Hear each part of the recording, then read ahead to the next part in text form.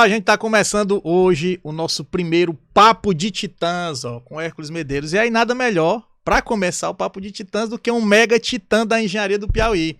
Eu queria aqui fazer o cumprimento ao meu amigo Marco Lira, professor Marco Lira, uma fera, um cara espetacular. Eu queria que ele falasse um pouco aí a respeito. Hoje a gente vai dissecar, vai fazer um papo muito nerd, um papo que fala de ciência, de tecnologia, mas principalmente com essa pegada jovem, com um cara que tem transformado a nossa Universidade Federal. Marcão, fale um pouco a respeito de você aí, do trabalho que você tem desenvolvido na UFP, como é que tem sido tudo isso, quais são os desafios que você tem enfrentado diariamente?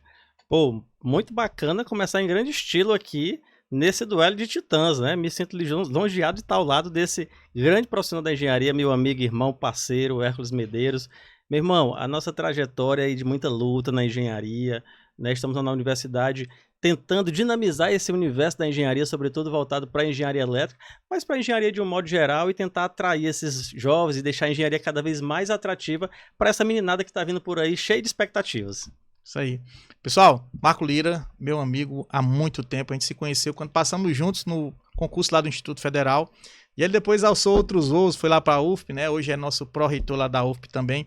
Mas eu queria perguntar para você, Marcão, você aí como falando de titã para titã, né? Você que é um cara que tem essa trajetória aí de vitórias, muitas batalhas, mas me diz assim uma coisa, o que é um superpoder que você acha que tem, Marcão? E o que você acha que pode ser uma criptonita sua? O que você acha que é uma fraqueza que você tem que melhorar? Sei que todos nós temos isso, né? O que você acha? Olha, eu acho que uma fortaleza que a gente tem é a capacidade de diálogo. Eu acho que isso, Hércules, tem a ver com a família de onde eu venho. Eu sou filho de comerciante, então no comércio você tem que aprender desde cedo a estabelecer acordos, negociações. Então sou um bom negociador, um bom negociante, então é importante que você tenha essa capacidade de diálogo também. Eu acho que a fraqueza principal que eu tenho é, às vezes, você acreditar demais nas pessoas, porque as pessoas têm em você uma abertura e às vezes tentam se aproveitar dessa condição. Mas isso é pertinente a todo mundo que está em cargo de gestão. Então a gente tem que, às vezes, fazer esse filtro aí para poder separar aí o que é bom, o que não é tão bom assim. Mas o superpoder acho que é por aí. Pô, bacana, Marcão. Marcão, me fala uma coisa assim, qual foi uma batalha muito marcante que teve na tua vida, assim, o que tu acha que, pô, isso aqui foi uma coisa que eu vou relembrar como realmente uma vitória espetacular que teve? Poxa, muito bacana você ter feito essa pergunta e tem tudo a ver com engenharia também, viu, Hércules? Porque em 2002, quando porque queria fazer engenharia elétrica, na UESP estava começando o curso de engenharia elétrica, não sei se você já estava por lá nessa época, 2002. Em 2004. 2004. E eu disse, eu tenho que sair para fazer o curso, então eu fui tentar vestibular na Federal da Bahia, na Federal do Ceará e acabei logrando êxito no Ceará. E eu fui para Fortaleza sem conhecer ninguém. E ali eu fui morar numa residência universitária. E você sair da casa dos pais, já aos 20 anos, e morar em uma residência, dividindo um quarto com uma pessoa que você não conhece, com uma cama, com uma cadeira. Meu amigo, eu chorava a primeira semana todinha querendo voltar para Teresina. E por mais que seja perto, Fortaleza, 600 quilômetros, eu só vinha em datas capitais, Dia das Mães, Dia dos Pais, Natal. E foi um grande desafio para mim, foi uma vitória também ter superado esse início longe de casa. Mas graças a Deus conseguimos ali concluir, morei 6 anos na residência universitária, foi uma das melhores fases da minha vida. Eu tinha café, almoço, janta, todas as taxas da universidade eram custeadas para quem era residente. Então, assim, é um dos programas fantásticos que ainda hoje a gente tem nas universidades de assistência estudantil. Sim, sim. Pô, Marcão, é bacana a gente ver essa história. Eu acho muito interessante a sua história. Eu lembro que a gente conversava, você falou sempre a história da superação. Todos nós temos alguma história de superação, né? Tem sempre dificuldades. Mas essa tua história eu me lembro bem falando, o Marco quando começou a trabalhar comigo, ele pegava ônibus ainda. Eu lembro que o Marcão pegava ônibus, né? E era um cara que tinha uma espiritualidade assim, eu achava muito bacana. Meus parabéns, Marco. Você sempre foi um cara que eu admirei muito assim. Mas quando tu formou, o que foi assim, como é que foi o primeiro episódio, digamos assim, na engenharia? Como é que foi o teu primeiro episódio da história já como engenheiro? Olha, sem dúvida alguma, um erro que eu cometi, que hoje eu faço questão de passar para os alunos para que não cometam esse erro, foi chegar na indústria achando que a gente detinha todo o conhecimento. Né? Foi ali que eu vi que a gente precisa ser humilde, ter humildade, e que aquilo que a gente aprende na universidade está muito longe da realidade. Então é tentar aprender também com os colaboradores daquele espaço. Então ali eu tive um pouquinho de dificuldade achando, pô, eu sou engenheiro, agora eu posso botar aqui a minha canetazinha no bolso aqui, botar minha calculadora, fazer meus cálculos.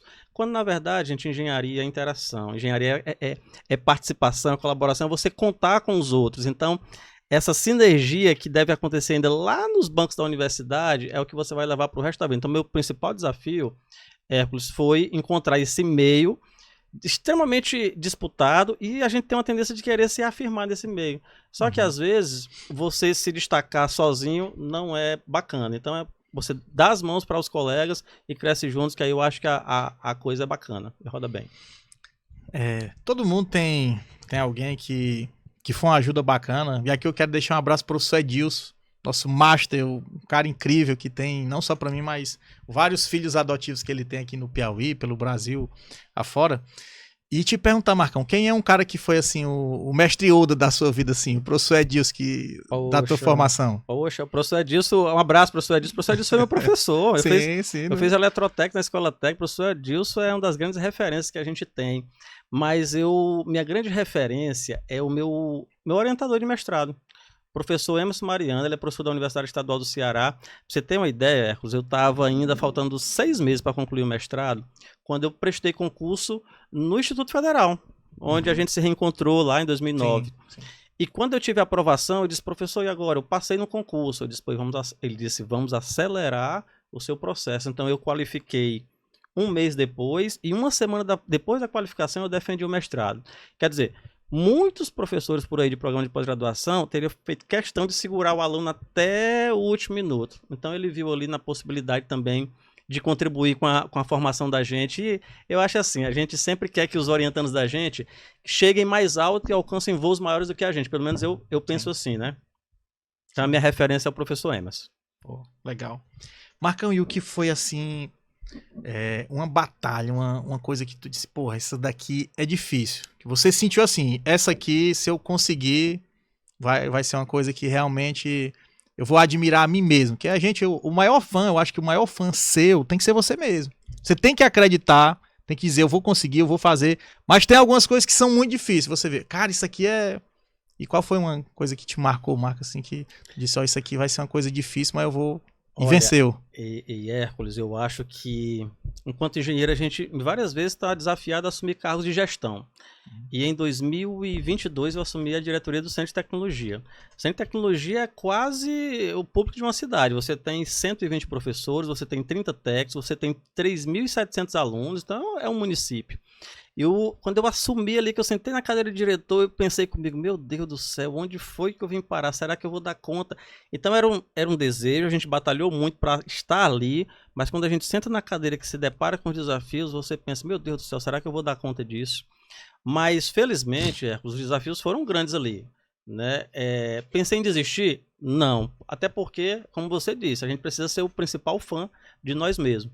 Mas graças a uma equipe muito boa que a gente tinha lá, de coordenadores, os meninos do centro acadêmico, o pessoal do próprio CREA Júnior que participava lá, eles me ajudaram a fazer essa gestão que eu diria que tornou a minha vida mais fácil. Então, é aquela dificuldade que você conseguiu dar uma virada de chave e conseguiu pavimentar esse caminho aí. Mas foi uma grande dificuldade no início. O sábio, ele aprende muito com as derrotas dos outros, né? Mas teve alguma vez, Marco, teve alguma derrota que você teve assim, pessoal, e que te ensinou muito? Tem algum momento assim que tu achou, isso aqui não foi o que eu esperava, mas eu aprendi, consegui depois? Teve algum momento assim que... Tem, muito bacana você fazer essa pergunta. Ainda na diretoria do CT, eu precisei tomar uma medida em relação a um curso que talvez hoje, com a cabeça que eu tenho hoje, eu não teria tomado. Era uma situação que já estava se arrastando há algum tempo e estava difícil de resolver, encerrando o ano, e eu tinha que tomar a decisão. Então é aquela coisa, ou você toma a decisão, ou você vai ter que conviver com as sequelas para o resto da vida. Então tomei uma decisão, resolvi o problema foi resolvido, mas talvez hoje, com a cabeça que eu tenho hoje, eu teria feito diferente. Mas ficou aprendizado. Tem uma frase da Mafalda que diz assim: algumas vezes você ganha e outras vezes você aprende. Então, eu nunca encaro como uma derrota, eu encaro como um processo de aprendizagem. Grande Mafalda. Agora eu acho que evitar fazer, né, evitar tomar atitude, esse talvez seja realmente um erro. Né? Então, assim, tem tem uma coisa para fazer, você tem que tomar a decisão. Quem é gestor tem que tomar a decisão, não adianta. Né? Porque muitas vezes você pode ser penalizado por estar prevaricando, né? Se omitindo no serviço público, no serviço principalmente. Público, prevaricando. Né? Então a gente tem que tomar as rédeas. Né? Mas, Marcão, hoje, assim, o que é a ferramenta que você sente que faz dizer, não, a gente já está hoje no futuro? O que tu acha que é uma coisa que hoje na engenharia, que diz, ó, hoje a gente já vive o futuro? Olha, eu diria que essa correlação de inteligência artificial, mas muito voltado para a internet das coisas, porque na engenharia elétrica você deve lembrar bem que quando a gente está estudando os processos de inteligência artificial, pessoal, não é tema recente não, viu? A gente estuda isso na engenharia elétrica, eu estudei, Hércules estudou, só que era uma inteligência artificial muito voltada para alguns temas específicos, era rede neural, exato, né? Exato. Algoritmo genético, lógica fuzzy. Mandar um abraço pro meu amigo Fabrício Monturil, o mestrado dele fez Fabrício. Em lógica fuzzy, eu lembro que ele falava muito com a gente, cara espetacular, né? Um grande abraço pro nosso amigo Monturil. Abraço Fabrício. Fabrício foi nosso orientando de doutorado lá em desenvolvimento do meio ambiente, colega também do Instituto Federal. Então, em 2002, a gente já falava em inteligência artificial. Naquela época, claro, a dificuldade era a gente conseguir os dados para simular. Então, eu acho que é irreversível esse retorno e a gente tem que saber lidar com a inteligência artificial, também aplicada à engenharia, porque a inteligência artificial ela não vai substituir nós profissionais, mas até para usar a inteligência, a gente precisa saber como fazer uso dessa ferramenta. Então, acho que é um caminho sem volta, que faz parte da engenharia e faz parte, inclusive, de uma realidade que eu não tive e que você não teve, do processo educacional. Sim. Hoje, os alunos têm acesso a todas as ferramentas de inteligência artificial. Então, você passa um trabalho... Ser professor hoje é difícil. Não é? O menino já faz a pergunta para você, já sabendo a resposta, porque ele já pesquisou na IA, porque está lá o Copilot, que está lá no WhatsApp. Então, eles têm acesso a esse universo de ferramentas, e não adianta, quando eu digo que o processo é irreversível, não adianta eu querer usar a mesma metodologia enquanto docente que o pessoal usava quando nós éramos alunos. A dinâmica é outra. Então, se você for por esse mesmo caminho, você vai ficar para trás. Porque essa meninada que está aí, tá anos-luz aí, ó, à frente. Marcão, cara, você é um cara que é muito inteligente, assim, eu gosto de comparar até com o Homem de Ferro, né? O Marcão é um cara que é muito dinâmico, um cara que todo dia tem esses desafios. E aí, exatamente nessa pegada, Marco, deixa eu te perguntar. Quando se fala de IA, o que você acha que é o futuro da IA? É mais parecido com o Jarvis, que é o apoio do Homem de Ferro, que é o assistente, né, que a gente tem de IA do Homem de Ferro? Ou você acha que pode ser uma Skynet? A gente vê que hoje já tem os organismos internacionais, o Elon Musk, o próprio Google, já trabalham com formas de barreira, isso tudo, né, para evitar. O que é o seu ponto de vista? Olha, eu vejo como uma grande potencialidade a inteligência artificial, mas que deve, como tudo na vida, né, Hércules, a gente usar com cautela e sabendo exatamente quais são os limites, inclusive os limites éticos. Sim. Hoje, para publicar um artigo, algumas revistas já permitem que você utilize inteligência artificial na redação daquele artigo. Outros não. Então vejo que até as editoras, para aceitar um artigo científico, elas estão já dinamizando esse processo de aceite. Acho que a palavra de ordem é prudência, usar com prudência, tanto a inteligência artificial no meio acadêmico, no meio da engenharia e no dia a dia mesmo das coisas. Eu faço uso, não escondo de ninguém. Então, eu usava, antes de ter a inteligência artificial, eu passava 3, 4 semanas para escrever um projeto de pesquisa. Hoje eu consigo escrever um projeto de pesquisa em 2, 3 dias e num ritmo lento. Claro que você precisa revisar, corrigir e tudo mais. E tem sido uma ferramenta aliada nossa muito poderosa. Mas o limite é a questão da prudência. A inteligência artificial eu comparo muito com a própria internet. A internet, quando se começou a internet, muita gente, ainda vou continuar estudando só por livro, tal, sendo que se você não entrar, não adianta. Você vai ser atropelado. Então, assim, a inteligência artificial é um fato. Mas isso que você falou é muito interessante, porque quando a gente relembra até a música, a cultura pop, né, nos anos 80, começo dos anos 90, o Renato Russo já escreveu, né, nos perderemos entre monstros da nossa própria criação. Então, assim, é uma ideia muito... que quando se fala de IA, as pessoas que têm teoria de conspiração sempre ficam muito preocupadas. Será que vai acontecer? Existe a possibilidade, mas realmente o controle e principalmente o uso responsável, como você falou, é uma coisa muito importante, porque às vezes as pessoas acham que é só colocar um prompt ou só alimentar, e sendo que na verdade você tem que ter aquele conhecimento, porque a IA vai ser apenas uma forma de você agilizar um trabalho, mas nunca vai substituir o ser humano, né? Mas falando de ficção científica, Marcão, o que assim, você acha que tem alguma ferramenta da ficção que podia te ajudar na carreira, alguma coisa da ficção científica? Você vê em filme assim, é uma coisa que, pô, isso aqui podia me ajudar na vida real. Você acha que teria alguma coisa assim? Poxa, eu vejo muito. Olha que eu era. Os meus ídolos de super-heróis, Hércules, na minha infância, eram o Jiraiya, aqueles desenhos japoneses, né? Jiraiya, Giban, Jaspion, né? era. Eu chegava, inclusive. Manchete, rede na manchete, né, Marcão? Pô, era demais legal. Jiraiya. E naquela época, quando a gente era menino, inclusive, a gente brincava com os meninos da rua, dizia, eu sou o Jiraiya, outro é o Giban. Fazia armadura de papelão, né? Nossa, era bom demais. Então é bom a gente rememorar isso aí. Mas se eu pudesse fazer uso, talvez, de uma ferramenta da ficção e que a gente via muito nesses desenhos, era o de poder me teletransportar. Poxa, se eu pudesse ter o poder de me teletransportar, e aí eu até fico um pouco emocionado, porque a gente passou pelos dias dos pais agora, poucos dias. Eu vi aquele vídeo de IA que você fez. E eu queria muito que os meus filhos, que têm 4 meses, pudessem ter convivido com o meu pai, que faleceu em 2017. Então, poxa, se eu tivesse essa ferramenta de teletransporte, com certeza eu ia promover esse encontro, que ia ser um encontro muito bacana. O DeLorean. De volta para o futuro, de volta, né? Para o futuro. É o DeLorean, a máquina do tempo. Aqui, o McFly. O Marty McFly, né? O Marty McFly, cara, é fantástico, realmente é. E é um dos pontos que quando a gente estuda física, começa a estudar. Eu vou até gravar um vídeo essa semana sobre um livro, né? Que tá muito em voga agora no último mês, o objeto 3I Atlas. Eu não sei se tu já viu isso aí, que é um objeto interestelar que entrou no sistema solar recentemente, né? A gente vai gravar um videozinho para falar pro pessoal a respeito disso aí.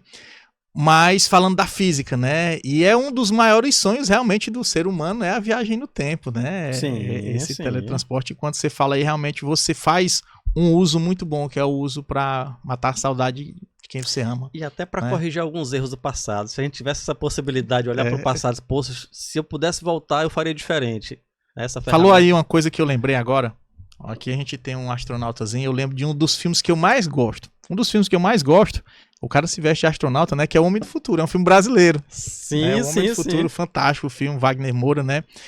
E aí ele entra nessa questão de mudar o passado e tal, né? E aí quando ele entra no conflito ético, toda vez que ele entra é o efeito borboleta, sempre tem uma mudança e tudo, mas os erros eles são importantes pra gente aprender. Eu acho que a sua visão de voltar pra ver o seu pai, isso aí sim é uma coisa que valeria muito a pena, ver quem a gente ama, né?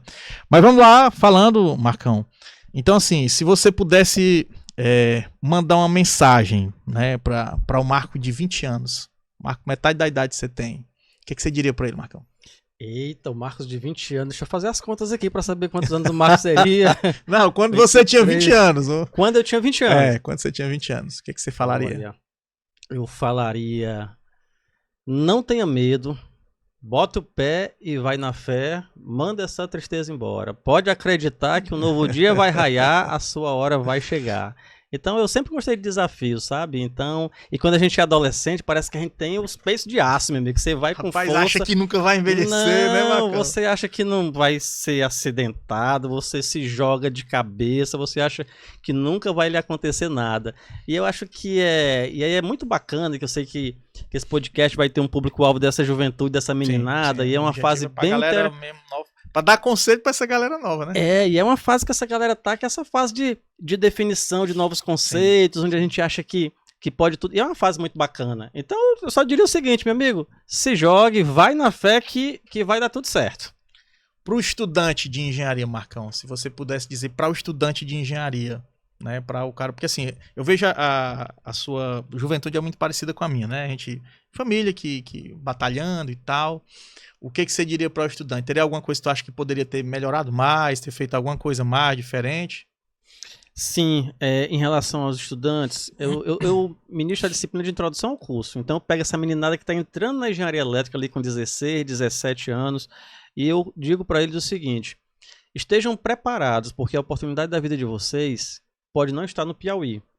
Por Sim. quê? Porque muitos estão tão acostumados ali a viver na casa dos pais que muitas vezes acha que o único limite é a Teresina, né, o Piauí, e a gente sabe que a engenharia não é isso. A engenharia Sim. tá fora do Piauí, tá no sul, sudeste, tá fora do Brasil. A gente tem vários alunos hoje fora do Brasil. E eu diria também, costumo dizer, vivam a família de vocês e vivam as relações sociais, porque estudar é importante, porque você tem que passar nas disciplinas, mas estudar não é tudo. É importante que você valorize também as suas relações sociais, as suas relações com a família, a sua relação com a comunidade, porque senão você fica aquele aluno robotizado, sem interagir com a sociedade. Muito bom de cálculo, de engenharia, e hoje tem um aspecto importante de soft skills, que é essa potencialidade de comunicação. É você saber se comunicar, se apresentar, até porque, Hércules, a gente, depois da pandemia, a gente tem experimentado uma nova realidade, que é o crescimento de um adoecimento mental. Sim. Né? Quando eu coordenava o curso de engenharia na UFPI, eu recebi a mãe de um aluno que disse: professor, o meu filho não sai de dentro do quarto.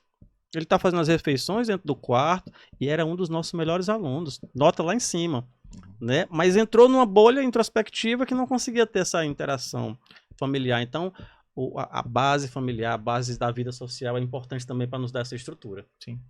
Isso aí que você falou é muito importante. E aqui eu vou fazer uma citação de um cara incrível, uma das mentes mais inteligentes que a gente tem no Piauí, professor lá do Instituto Federal, nosso amigo Marcelino. O Marcelino, ele tem o Labiras é uma referência, aparece nacionalmente o Labiras, né?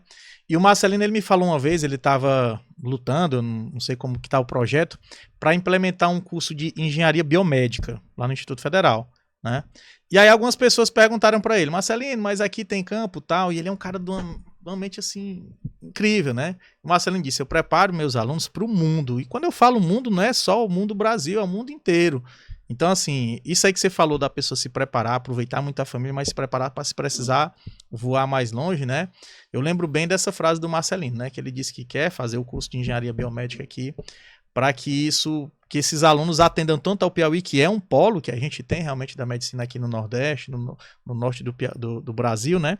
Mas que esses alunos estejam prontos para a vida. E tem aluno do Marcelino que já foi para a China. Tem Posso contar uma do Marcelino? Sim, deve. Marcelino, meu amigo. Abraço, um beijo no coração. Muito bom ter você no nosso ciclo de amizade. Marcelino estudou comigo, é meu contemporâneo, né? Quando eu fazia eletrotécnica, Marcelino fazia eletrônica. Ele fez engenharia elétrica comigo lá na UES. Foi, né? Cara, espetáculo. Na escola técnica ele fazia eletrônica. E tem tudo a ver com isso que a gente está falando, de você conciliar a vida acadêmica com a vida em sociedade, sem deixar de lado os amigos. Uhum. E o Marcelino, ele junto com um grupo de alunos, na hora do intervalo, eles aquela carta lá, mangá. Jogava mangá no refeitório ali da escola técnica. É o Queijinho, o apelido dele é Queijinho. Ele Queijinho, era né? Lutava e tudo. E aí, uma galera, ele, o Joe, e uma galera mesmo da época. E a gente pensava assim, rapaz, essa galera não estuda não, só jogando mangá. Mas naquele instante, eles estavam dando uma vazão para a energia que eles tinham, sem deixar de lado os estudos e fazendo uma atividade lúdica.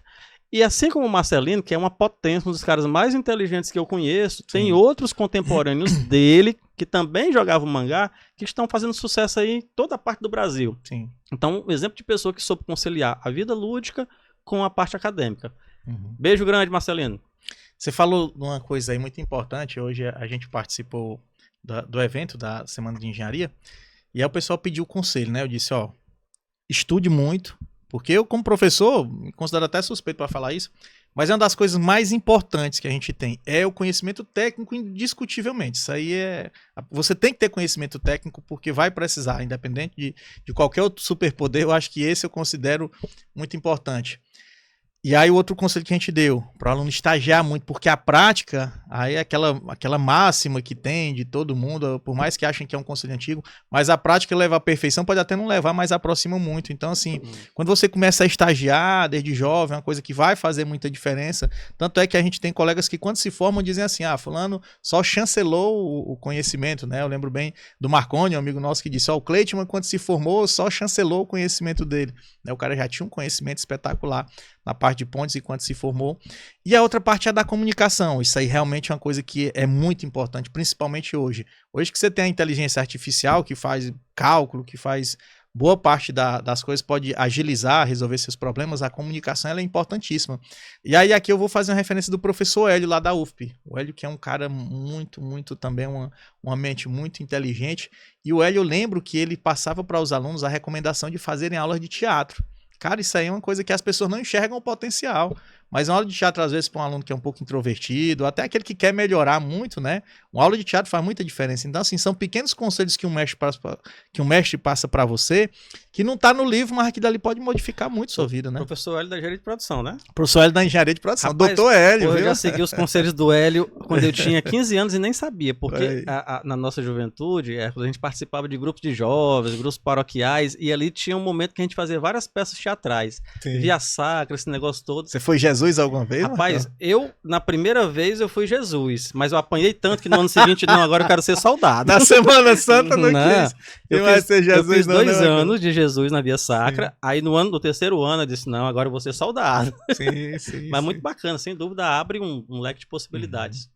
Marcão, e o que foi uma coisa assim que você considera a Copa do Mundo, a sua maior conquista, a princesa que você teve, né? Não só a Linara, mas assim, uma conquista que você acha que foi uma coisa que valeu muito a pena ter batalhado, ter formado a sua carreira assim, o que você acha? Pode ser 2? Sim, claro. Pronto, a primeira, quando eu voltei para o Piauí, né? Eu fiquei 10 anos em Fortaleza, morando em Fortaleza, e quando eu voltei para o Piauí, que finalmente eu tinha uma condição de dar uma melhor condição de vida para os meus pais, aí foi uma virada de chave. Eu vi meu pai, Hércules, em um corredor de um hospital, Getúlio Vargas, em 99, quando ele teve um AVC. No corredor do hospital, e aquilo me marcou muito, eu disse, na primeira oportunidade que eu tiver, eu vou fazer um plano de saúde para os meus pais. Então, voltar para o Piauí como docente me possibilitou isso. Então, foi uma vitória. E a segunda vitória foi o nascimento da Giovana e do Pedro, que completaram 4 meses, muito desejados e, poxa, um aprendizado que eu costumo dizer assim, poxa, se eu soubesse que era tão bacana, eu já tinha feito antes. Né? Mas eu passei tanto tempo treinando que aí quando eu veio vieram 2, né? Porque o treino foi bem feito, viu? Sim. Eu acho que isso aí que você falou é muito importante, né? Família, Marca, Eu vou te perguntar depois qual é a frase que você vai deixar assim, pra gente deixar marcada no templo, gravada aqui no nosso templo. Beleza. Sagrado da Engenharia. Mas a minha frase, meu pai sempre foi muito rígido, muito sério, tá? Meu pai é do interior, um cara, né, que é o meu herói. Mas assim, com a minha família eu aprendi que família é a coisa mais sagrada que existe. Essa é a minha frase assim, família é a coisa mais sagrada que existe, né?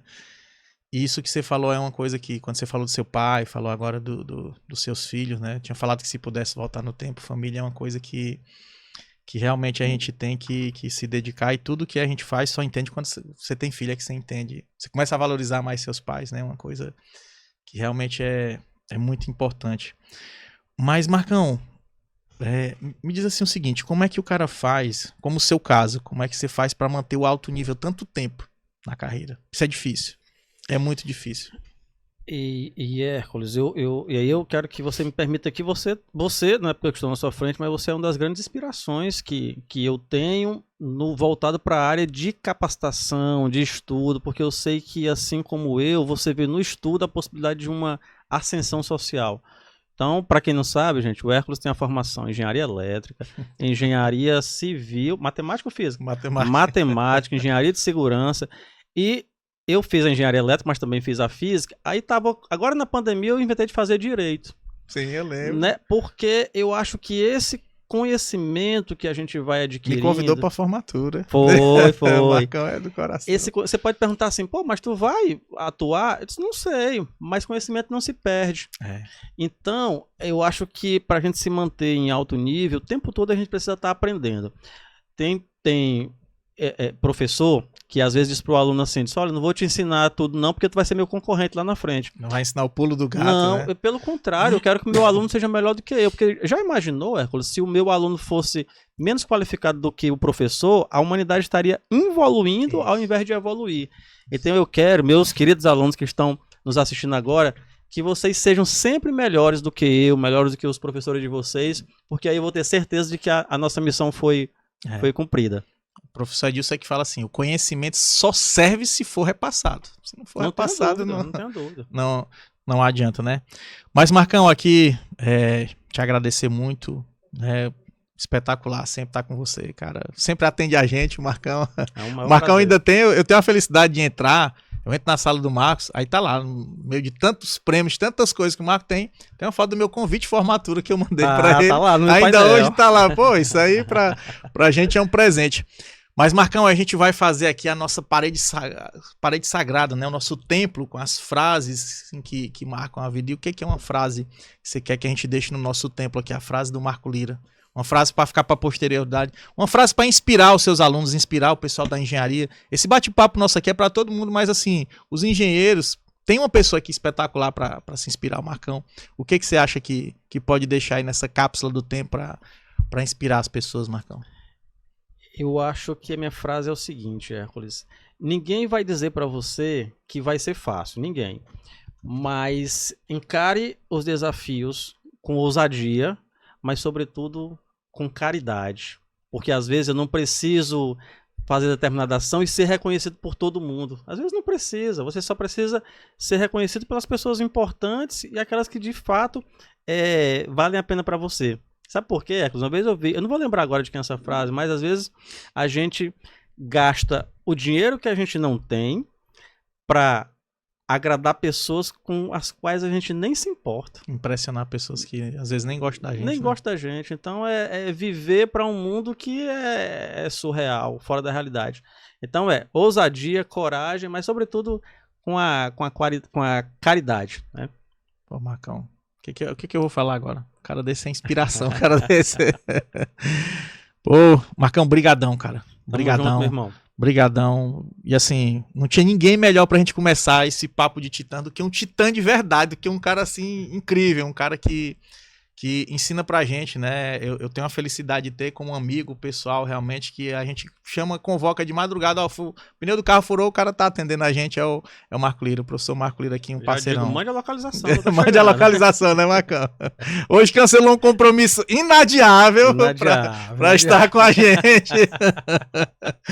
Mas te agradecer, Marcão. Pessoal, esse foi o nosso Papo de Titãs, o primeiro espetáculo. Só quero agradecer o Marco. Tenho certeza que ele hoje, assim, você que assiste, né, você que está acompanhando, vai ver o que são as batalhas da vida, o que tudo isso aí vai impactar na vida da gente. Escute esses conselhos aqui que eu tenho certeza que principalmente essa última frase que você falou, Marcão, é uma coisa que vai ajudar bastante você a evoluir.